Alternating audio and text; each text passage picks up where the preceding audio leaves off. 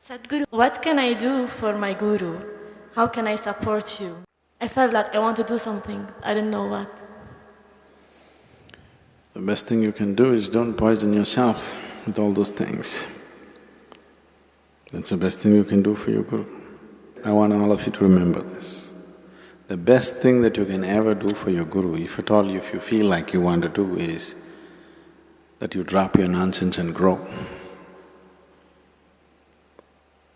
What's the best thing a garden can do for a gardener? To grow and bloom, isn't it? No, we want to do this to you, we want to do that to you. That's not the intention. That's not the goal. The best thing you can do for anybody is, you must do what they want, isn't it? Not what you want. Always this is the problem.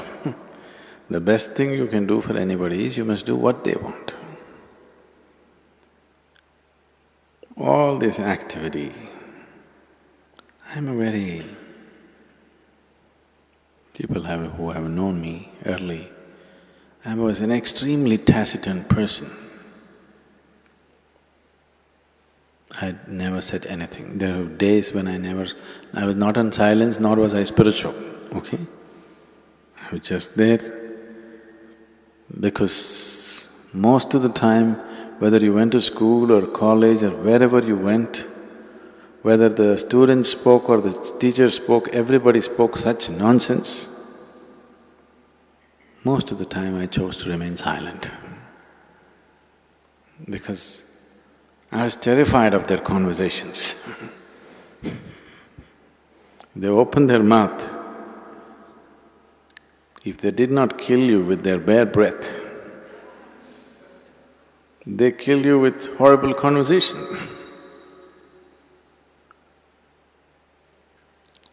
Very few people on this planet can simply joyfully say something, it doesn't matter. You don't have to say some great thing. Simply pouring out of their heart, saying something, or simply able to be with another person, very few people. All others are desperately trying to be smart, or they're repeating something they heard somewhere, something they read somewhere, some nonsense endlessly. So I would never speak. Very rarely I would speak. In some places I was exuberantly boisterous, but in most of the other places I was… because I understood if I don't speak, they won't speak, that saves me.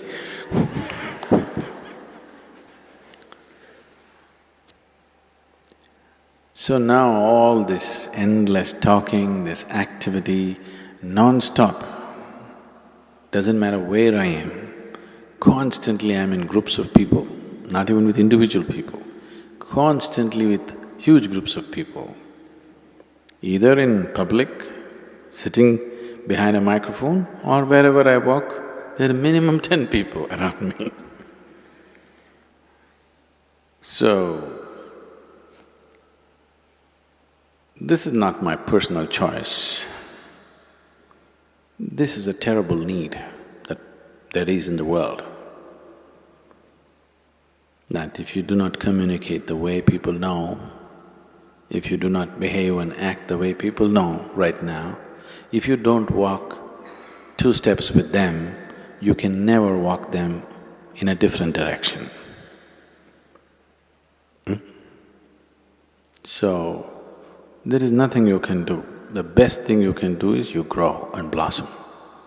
Drop your nonsense.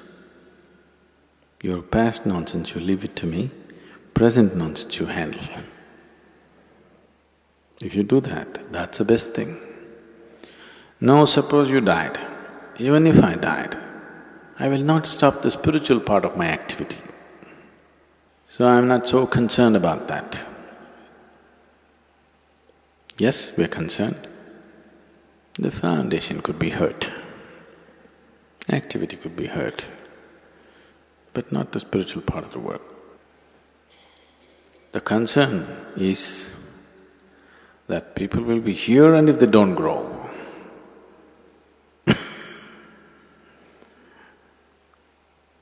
planted people in my garden and they never blossomed.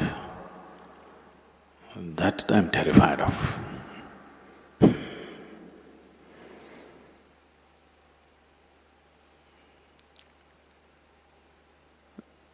So, those of you who are very patient, who want to come here for 10 lifetimes and do it, I'm okay with them, but I think we must build an outer ashram for them. Even here there is, in a way, but we wouldn't like that to be here because of various reasons. We would like everybody who comes here to be absolutely there in the very core of what's happening. I don't want to create a core and a periphery here. Here there's only one burning spot, that's everywhere.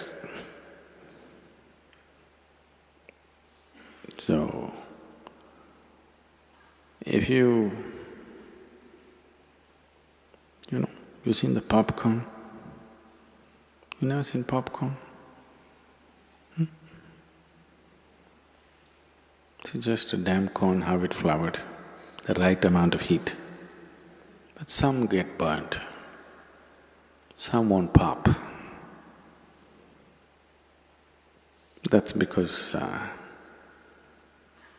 they don't. All of them were given the same heat, but some don't receive it properly. They do funny things, and instead of popping, they get charred. Instead of flowering, have you seen a popcorn flowering? That's one flower you can see it happening, right? The other flowers take too much time. So right there it opens up in front of you. So, have you seen this happening to people when they come to inner engineering, Bhava Spandana? In 3 days' time, people are like that. But we don't want them to stop there.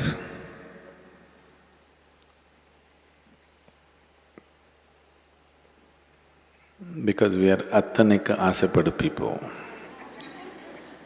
You know what that means?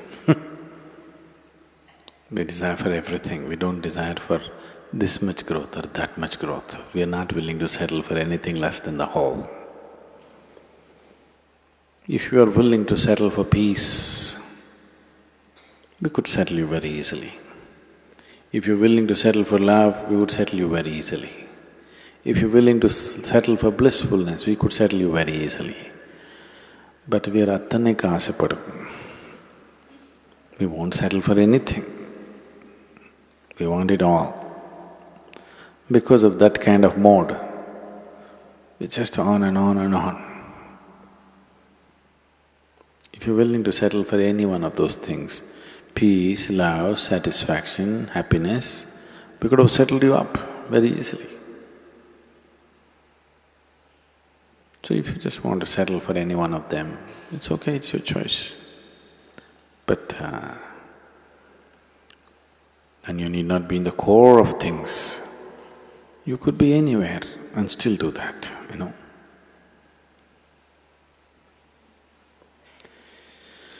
So, what could I do? Especially if Sadhguru is going to die tomorrow, you must blossom tonight, isn't it? So I want you to look at life like this. Either you may die or I may die tomorrow morning. So, something should happen tonight. Isn't it so? So don't think in terms of weeks and months and years and decades or lifetimes. Think in terms of moments. Because life is in moments.